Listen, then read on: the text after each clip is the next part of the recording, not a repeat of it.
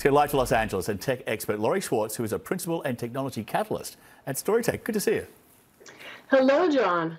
So this was a big moment for DeSantis. It was a big moment for Twitter. The campaign launched live stream, started out at 6:20 p.m. with about 600,000 listeners. By Musk's own count, it was gaining 50,000 more a minute. But with all the technical problems, the garbled audio, the crashing apps, 25 minutes after the intended start time, the live stream had about 40,000 listeners, managed to get up to about 100,000 later on. But, you know, the Trump campaign was quick to jump on this. It tweeted out that this was a failure to launch. There we go. Is DeSantis' launch fatal? Anyway, being kind, is it an A for effort and a fail for execution here? And let's face it, only woke liberals care about rewarding effort and giving out pity prizes. Well, it made news and it made people, you know, click on things to read more about what DeSantis had said and what had happened. And I would call it clickbait, which is this idea of putting something out there that's really contagious and sexy and you want to read about it. So you click on it and it might just take you to more junk, but it does engage people. So even something like this that has technical issues and that is plagued with problems gets people engaged. But is it really good to be the butt of an internet tirade of jokes?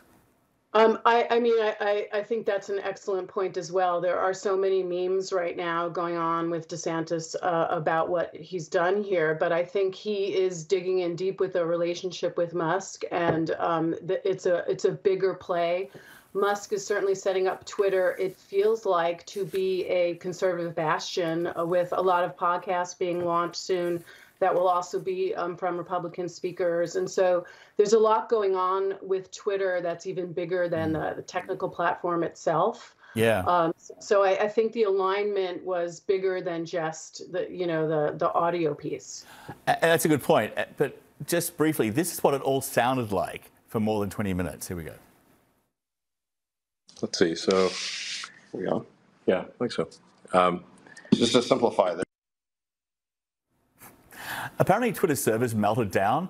Would this have happened if Musk hadn't fired so many engineers when he bought the place?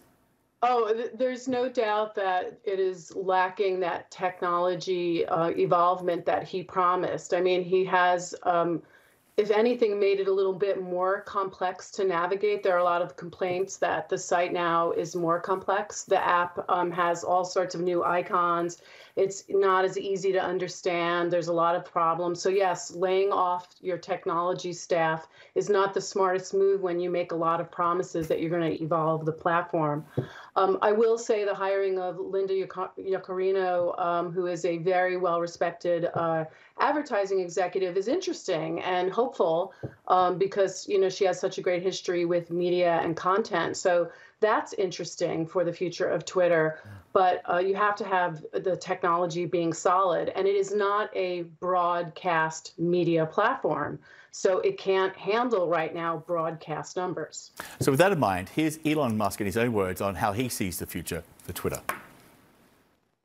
There's only so much you can actually fit in a newspaper or a magazine. And there's only one thing you can really put on the cover of a magazine. So that whoever's deciding that is deciding to not talk about other things. Whereas with a public digital town square like we have here, it's possible for the public to choose the narrative.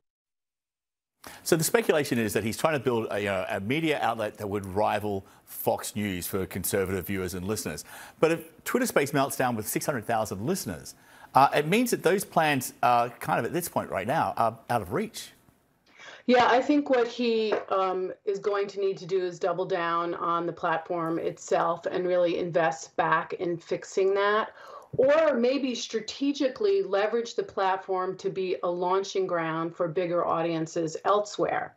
I mean, DeSantis did go on to Fox right after this, so maybe there's some other strategy here for using Twitter as a launching pad.